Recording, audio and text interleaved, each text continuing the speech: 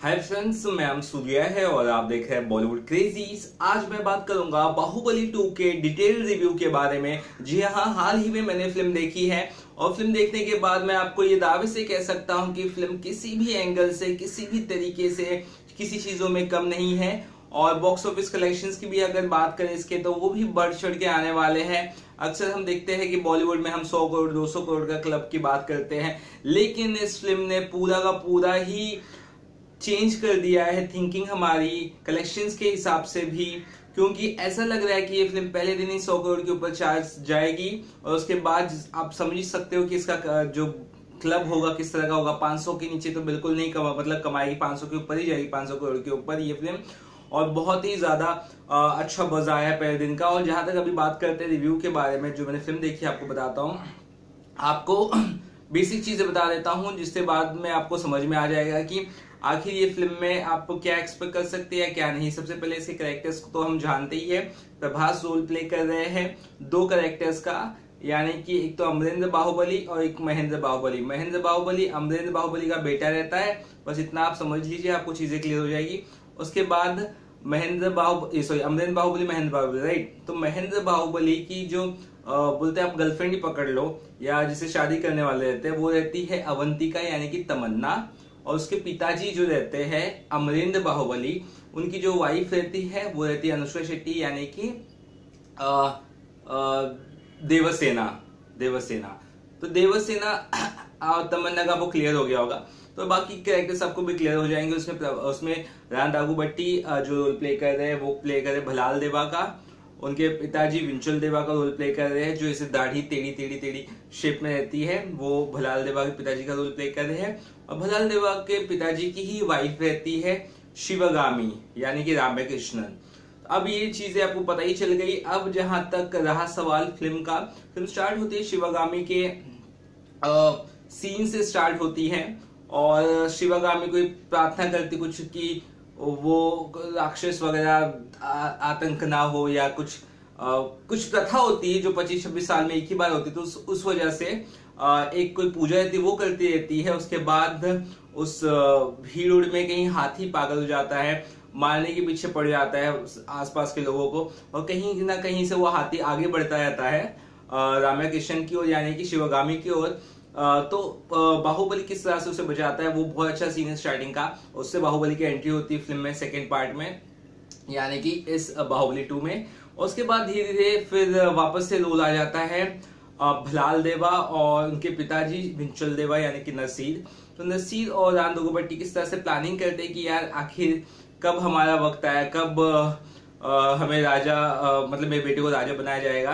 तो उसके बाद वापस से फिर बाहुबली को बोला जाता है कि आपको जो मुकुट पहनाया जाएगा उसके पहले आपको एक सैर करनी पड़ेगी, यानी कि अपने जो किंगडम है वो घूमना पड़ेगा। एग्जाम्पल देते हैं कि भगवान को भी एक बार एक साल में या एक ऐसा मौका आता है जब घुमाया जाता है पूरे राज्य में या पूरी जगह में, ताकि उन्हें पता चले कि लोगों के घर में क्या क्या दिक्कत है, क्या क्या प्रॉब्लम है, क्या क्या समस्या है। तो उसी तरह से आप भी राजा बनने वाले, आपको भी किंगडम घूमना पड़ेगा। उसके बाद घूमता रहता है बाहुबली यानी कि अमरेंद्र बाहुबली, क्योंकि ये स्टोरी पास्ट में चल रही है। पहले हाफ में पहले फिल्म में जहाँ पे खत्म हुआ था, महेंद्र बाहुबली को बोलता है मैं नीच हूं, मैं कपटी हूं, मैंने ही तुम्हारे पिताजी अमरेंद्र बाहुबली को मारा। तो अमरेंद्र बाहुबली की स्टोरी चलती है ये पूरी सेकेंड फिल्म में। तो उसके साथ कटप्पा जाता है अमरेंद्र बाहुबली के साथ। उसके बाद देखते हैं रास्ते में उन्हें देवसेना की फाइटिंग करने वाली स्किल्स दिख जाती है, देवसेना किस तरह से लड़ती है। उसके बाद मंत्रमुग्ध होकर अमरेंद्र बाहुबली कटप्पा दोनों चले जाते हैं उसके किंगडम कुंतला किंगडम पे, और अमरेंद्र बाहुबली पागल एक बंदे का रोल निभाता है। और उसके बाद बहुत सारा फन मूवमेंट है, बहुत सारा कॉमेडी मूवमेंट है। पहले 1 घंटे में बहुत कॉमेडी मूवमेंट है, फाइटिंग्स वगैरह भी है, लेकिन कॉमेडी मूवमेंट्स भी बहुत हैं और जो बहुत अच्छा एक पेज देते हैं फिल्म को। पहली फिल्म में अगर हम देखें तो पहली फिल्म में इतना ज्यादा कॉमेडी वगैरह कुछ नहीं था जितना इस सेकंड फिल्म में दिया गया है, जो आई थिंक अच्छी तरह से पेश किया गया है। और रोमांस जो दिखाया गया है अनुष्का शेट्टी और प्रभास के बीच में, यानी अमरेंद्र बाहुबली और देवसेना के बीच में, बहुत डिटेल में दिखाया गया, जो कि बहुत अच्छा है। उसके बाद किस तरह से चाल चलता है मतलब अमरेंद्र बाहुबली का ही सौतेला भाई यानी कि शिवगामी का बेटा यानी कि भलाल देवा, कि भलाल देवा कहता है कि उसे पसंद है सॉरी आई थिंक हाँ उसे पसंद है देवसेना। भलाल देवा कहता है कि उसे पसंद है देवसेना और चाल चल देता है जब उसे पता चलता है कि अमरेंद्र बाहुबली भी लाइक करता है देवसेना को।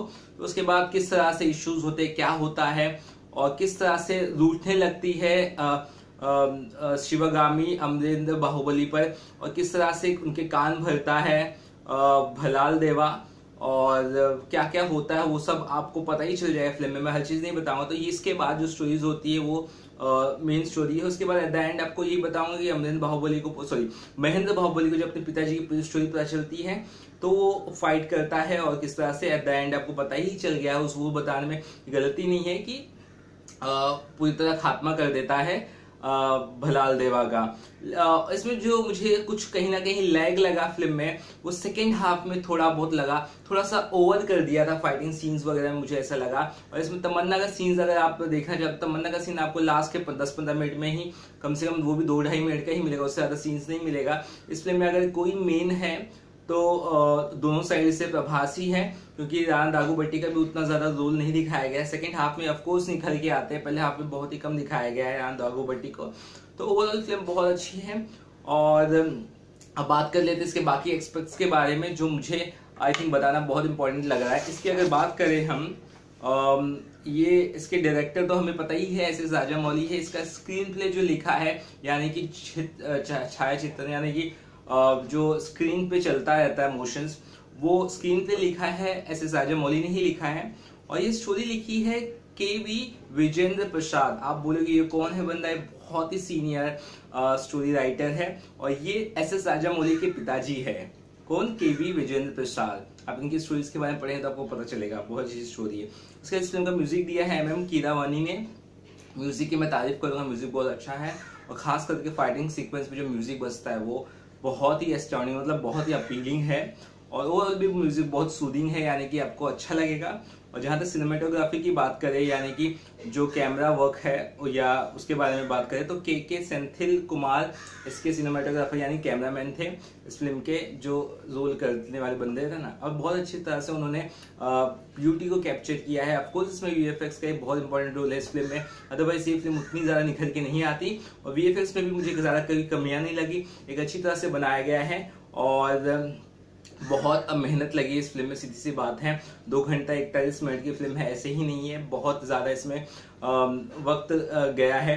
और at the end of the जो बैटल सीन है मैं कहूंगा वो सबसे ज्यादा आपको एपिक लगेगा। सबसे ज्यादा बैटल सीन यानी कि महेंद्र बाहुबली और भलाल देवा का जो बैटल सीन है यानी फाइट सीन है वो सबसे आपको इंटेंसिंग लगेगा, शॉकिंग लगेगा। और सबसे ज्यादा इमोशनल आप तब होगे जब ये आपको पता चलेगा कि कटप्पा ने बाहुबली को क्यों मारा। वो बहुत इमोशनल सीन है, वो हर कोई रो देगा इतना तो श्योर है।